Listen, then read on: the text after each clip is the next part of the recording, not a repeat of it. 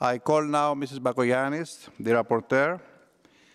Dear Dora, you have 7 minutes now and 3 minutes at the end to reply to the debate. You have the floor. Thank you, Mr. President.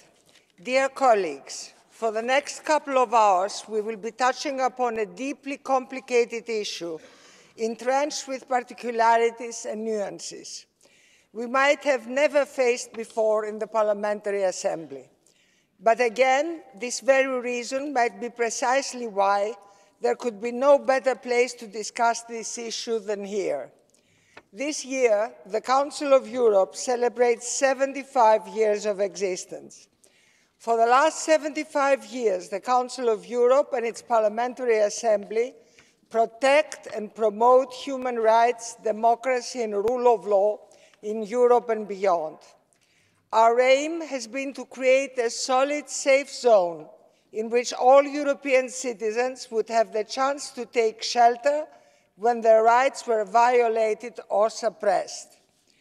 It was with those principles that I approached the report we are voting on today, as appointed rapporteur to the request of the Committee of Ministers for the Assembly's opinion to Kosovo's application.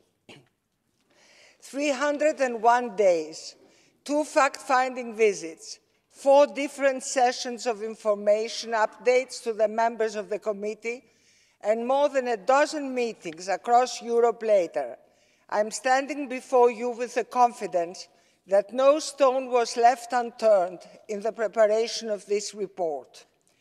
As requested by the Committee of Ministers, this report is dedicated to the assessment of human rights, democracy, and rule of law in the region. Since the very beginning, I have been adamant that the report will take no stand on statehood. The recognition or non-recognition is and shall remain a prerogative of states. With that in mind, allow me to provide you with a brief overview of my work with the invaluable support of the committee's secretariat. On their report, which was submitted to the Assembly's Bureau on the 17th of November 2023, the eminent lawyers stated that despite significant shortcomings in the implementation, Kosovo's legal rules are generally in line with international standards. Kosovo can be regarded as a functioning parliamentary democracy with strong guarantees for the independence of the judiciary and fundamental rights and freedoms entrenched in the Constitution. The lawyers mentioned that the extension of the jurisdiction of the European Court of Human Rights to Kosovo would contribute considerably to the improvement of respect of human rights. As a result, from a legal standpoint, Kosovo complied strictest sensu with the basic requirements of the accession to the Council of Europe. Nevertheless, given the worrisome and on many fronts deteriorating situation of human rights in Kosovo, especially with regards to minority rights, I wanted to ensure that the authorities in Pristina are prepared to proceed with the essential reforms for the effective protection of all Kosovan citizens. I identified 3 main outstanding issues on which urgent action was needed, namely, the implementation of Kosovo's Constitutional Court decision on the Visoki Dečani monastery, the illegal land expropriations of the Serbian minority properties, and the establishment of the Association of Serb majority municipalities. Throughout my engagement with the file, the entirety of relevant international stakeholders, from state representatives to NGOs and region experts, warned me that no progress is to be expected in any of the aforementioned issues. Yet, through consistent and persistent work, endorsed by the unwavering support of the political committee, real progress has been made. I stand today before you proudly to inform you that the Parliamentary Assembly has managed to resolve what was identified by the eminent lawyers as the most important case of rule of law violation in Kosovo. The implementation of the decision by Kosovo's highest court, pending since 2016, which restored the property of the most important Serbian Orthodox monastery in the region, represents a great victory for the rule of law, the property rights of Serbs, and the religious rights of a minority community. And it was celebrated as such by the abbot of the monastery, the Serb Father Sava. In contrast to the case of monastery, the issue of land expropriations is a process. No single act can ensure the effective protection of minority communities from illegal land expropriations.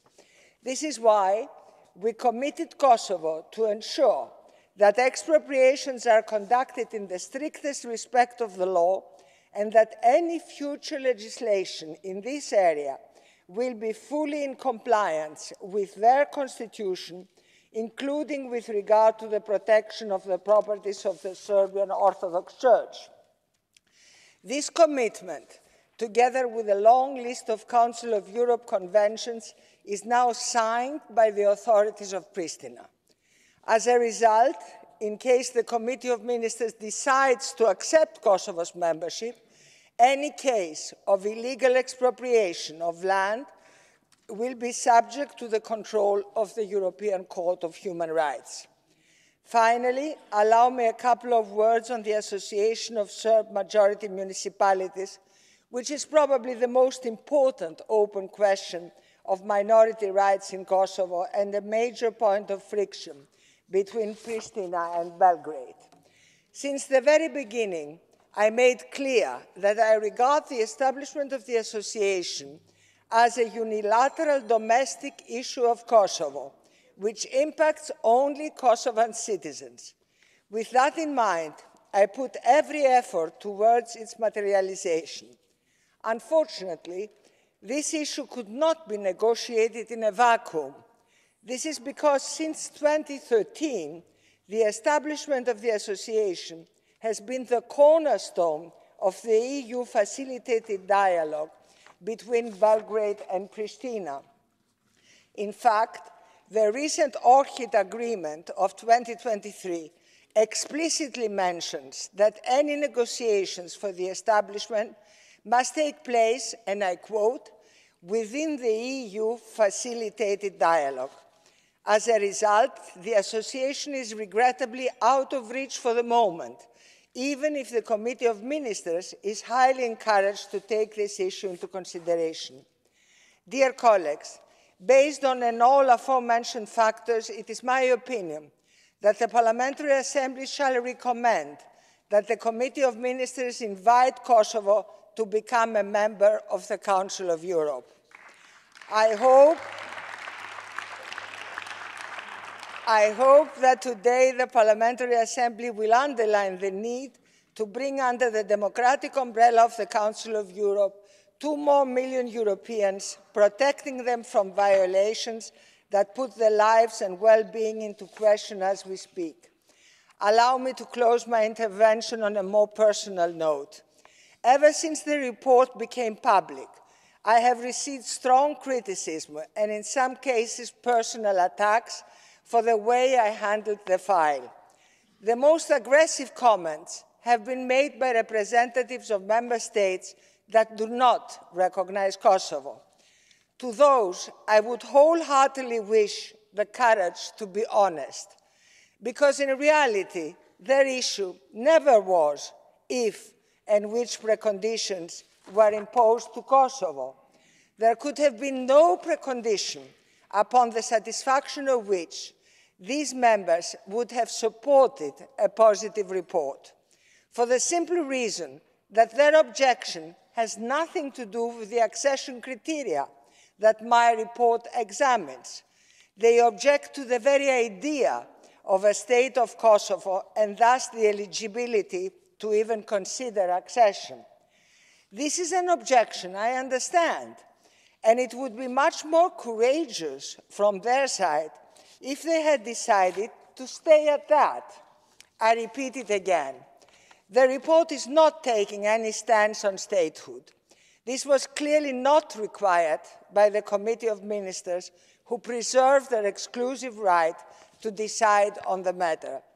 Should I have been obliged by the Committee of Ministers to express my opinion on statehood, should the Committee of Ministers require my or our opinion on statehood, I would have never taken the report, and I would align myself with the current position of Greece. If that was the case, that would have been my guidance and approach to the report. But, dear colleague, this is not the case. It never was. I hope this speaks a lot about my integrity and the extent to which I'm prepared to go in order to defend my ideas. I have done so consistently in the last 10 decades, and I'm proud that the members of the Parliamentary Assembly recognized those features by selecting me for this report. Thank you very much.